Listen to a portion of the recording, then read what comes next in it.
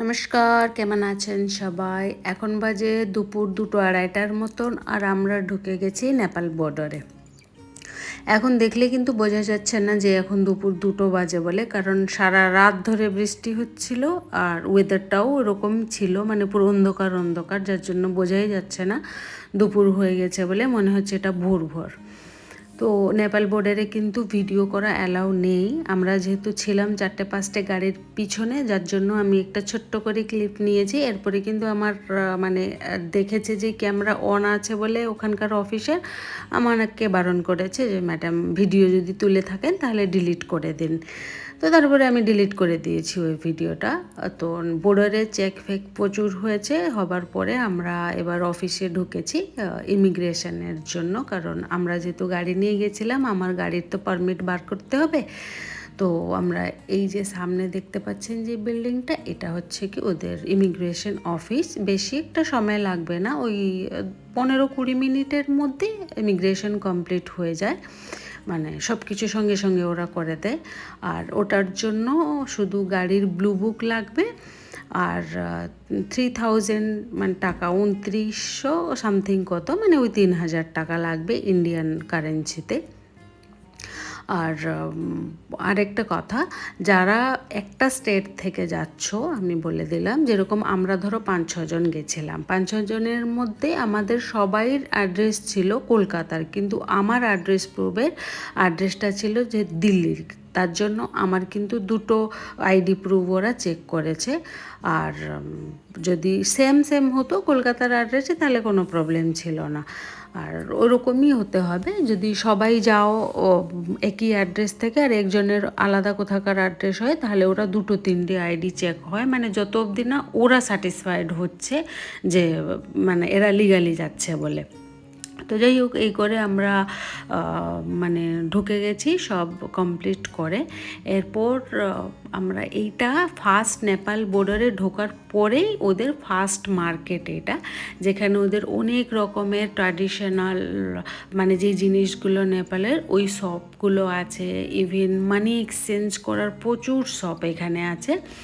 আমি তেমন একটা কিনবো না, কারণ মানে সে রাত জেগে তো এখন আর শপিং করার সময় নেই, চোখ মুখের যা অবস্থা। আমি ভাবলাম এমনি দেখলাম, মেয়েদের তো একটু অভ্যাস হয় তাই না, যে একটু দোকানপত্র দেখলে গিয়ে দেখা, তো আমি এমনি একটু দেখছিলাম আর কি, শুধু আর কিছু না। আর এইখানে আমরা অল্প কিছু মানি এক্সচেঞ্জও করলাম, কারণ ওখানে তো ইন্ডিয়ান মানি একদমই চলবে না, মানে কেউই নিচ্ছে না। আর নিলেও ইন্ডিয়ান মানি তো একটু বেশি হয়, যার জন্য আমরা অল্প করে একটু কারেন্সি ওখানে চেঞ্জ করলাম।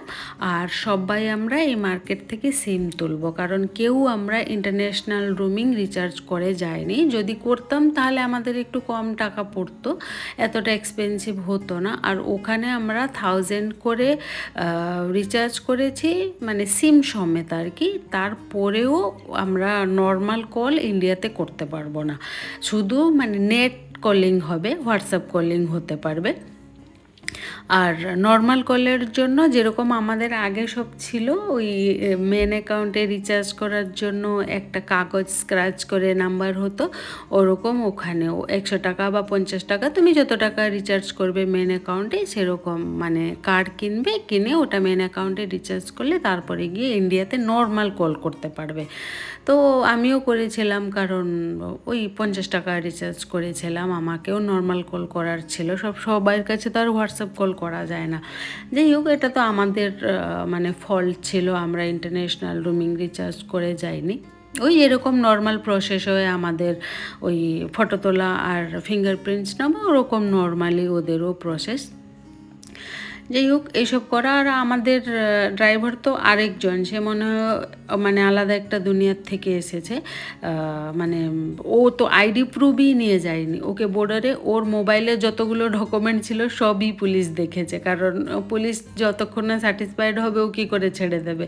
ও কোনো ডকুমেন্ট নিয়ে যায়নি। তারপরে ওখান থেকে অফিসাররা বলেছে যে একটা হার্ড কপি বার করে হাতে রাখবে, তারপরে ওকে আবার জেরক্স করে একটা হার্ড কপি আমরা বার করে দিয়েছি, সেটাকে ও সাথে রেখেছে। কোনো মানে হয় এটার? যাই হোক, তো এইসব করে আমরা কেউ খাওয়া দাওয়া করেনি প্রায় মানে 48 ঘন্টা হতে চললো আর কি। আর মেয়েদের জন্য তো আরেকটু সমস্যা, কারণ ছেলেরা তো টয়লেট করতে পারবে কিন্তু মেয়েরা তো আর যেখানে সেখানে নামতে পারবে না।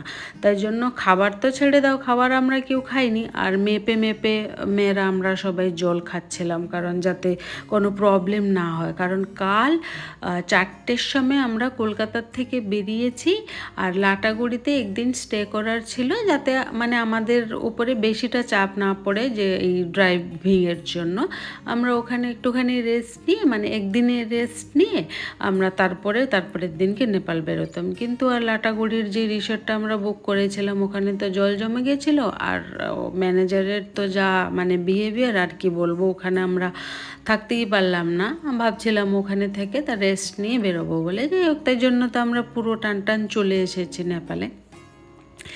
এবার আমরা এই যেতে যেতে হোটেল সার্চ করছিলাম, যেহেতু আমরা বুক করে আসিনি।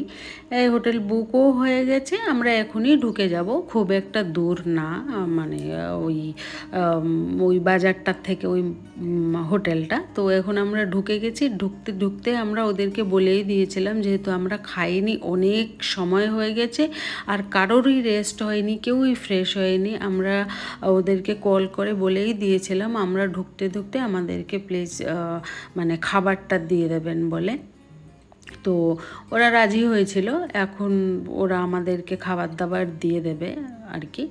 তো এখানে আমরা সব কাজবাজ কমপ্লিট করে আবার কালকে, মানে আজকে রাতটা শুধু এখানে রেস্ট নেব, নিয়ে আবার কালকে সকালবেলা আমরা কাঠমান্ডু বেরিয়ে যাব আর কি।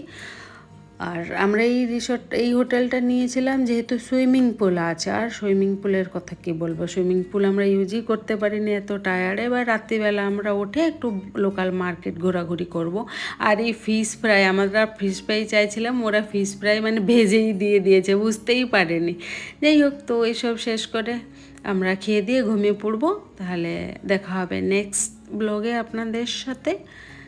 এখানে তাহলে ব্লগটা শেষ করলাম। ভিডিও ভালো লাগলে লাইক, শেয়ার এন্ড সাবস্ক্রাইব করে দেবেন। দেখা হবে আপনাদের সাথে আবার গিয়ে কাঠমান্ডুতে, নাহলে রাস্তায়। যাই হোক, ওটা তো আমাদেরকে ফিশ ফ্রাইয়ের জায়গায় ফিশ ভেজেই দিয়ে দিয়েছে, আর কি করব। তাহলে থাকলাম এখানে।